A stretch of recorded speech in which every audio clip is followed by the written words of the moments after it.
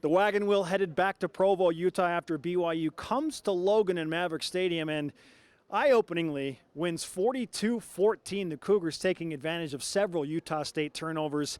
And then BYU able to move the ball with multiple quarterbacks. Jaron Hall likely out again with what looked like a concussion late in the first half. But in comes Baylor Romney, a guy who we're still trying to figure out what his resting heart rate is. I think it's around 10 or 12, but I mean just cool, calm, collected, moved that BYU offense down the field. And the Cougars put up 42 points. That doesn't happen often in the Kalani Sitake era.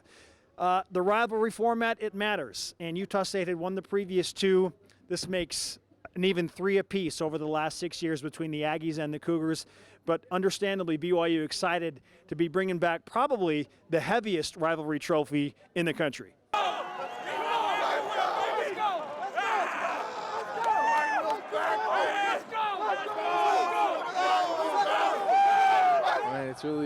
It's awesome to be able to bring that back home and bring it home to stay. Hopefully we'll keep that there in Provo. Oh, it feels awesome. It's been a goal. A lot of guys, we were talking at dinner, and a lot of guys haven't beaten Utah State. We're really young, and really just the older guys. We beat them in 2016, and I was a redshirt then. So, to come out with the win is just awesome. A lot of guys, really excited about it, and it was just fun to get the win. I'm just happy for the players and the fans. So that's the guys worked hard, and I'm glad they earned the win. So nothing other than I'm a fan myself, and like I said before, I just have the best seat in the house. We were talking with our strength coaches. He said they want to put it up in the weight room, and I said no, we're taking it to the linebacker room. So I bet there'll be a little bit of arguing about where the Wagon Wheel is going to go, but it feels good to bring it back home.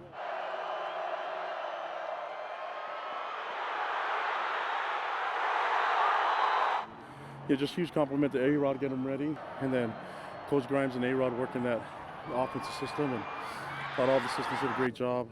Players bought in, and we got some momentum going now, so I'm looking forward to it, building on it. Under center, wide receiver, bubble screen inside for a touchdown! Gunner. It's the Brother Act! Baylor to Gunner for the score! It doesn't matter who's back there. I don't have to look, really. Like, it just feels the same. We don't skip a beat. They're all ready, and it just goes to show, like, they prepare really hard. Coach Roger gets them ready, and so it shows on the field. Turnovers, bad tackling.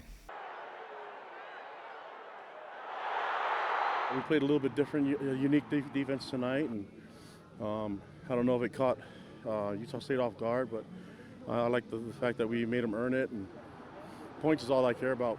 So I'll take all those yards if they only get 14 points. So we just played a lot more aggressive. When we dropped 8, like against USC, we were pretty passive and really playing the pass. This week we're a little bit more aggressive, because we knew we had to stop the run. Big credit to all those guys who made plays, and I was hoping to get a touchdown down here. It's the only thing I need is points, on the stat sheet. So hopefully one of these games I'll get some points. We had, I'm not too sure, but I could tell that we had 3 turnovers that cost us 21 points for the BYU, and that's huge. When we give BYU or the opposing team a free 21 points, that's very detrimental to this team and to the offense, because that's a momentum killer as well. We get down there, we make a big play, we get down in the red zone and don't execute. That's defense has to go back on the field, and they're probably tired, and we need to give them a break.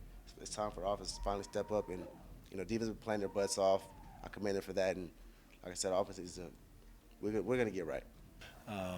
And I just say it again, tackling. So that's on us coaches. We need to teach them to tackle better. Obviously, we need to focus on it on practice, I suppose, and whatever it may be. But they'll be a prideful group, and they'll have to bounce back and see what they can be able to get done. It was.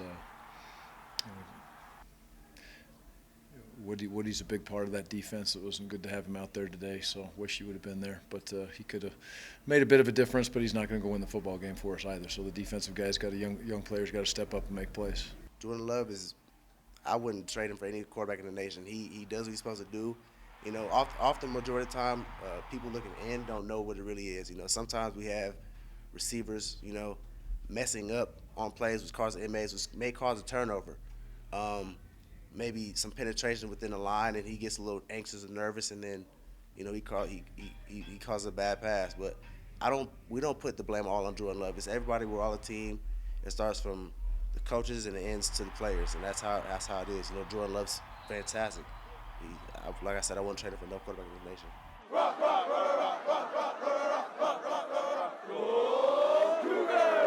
We're not gonna take it lightly.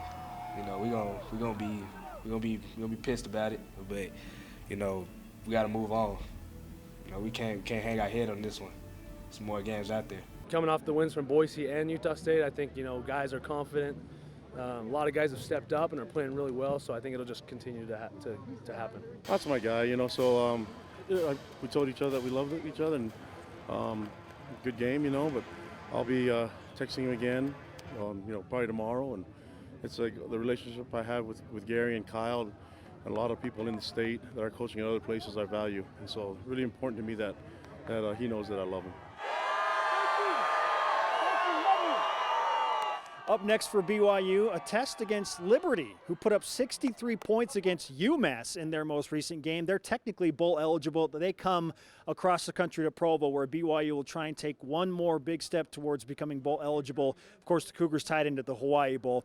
BYU should be favored in that game. As for the Aggies, the road ahead doesn't get much easier. Utah State will have to travel to Fresno State before returning home against a Wyoming team that is better than many thought they would be. And, of course, Boise State still on the schedule, coming to Maverick Stadium in Logan.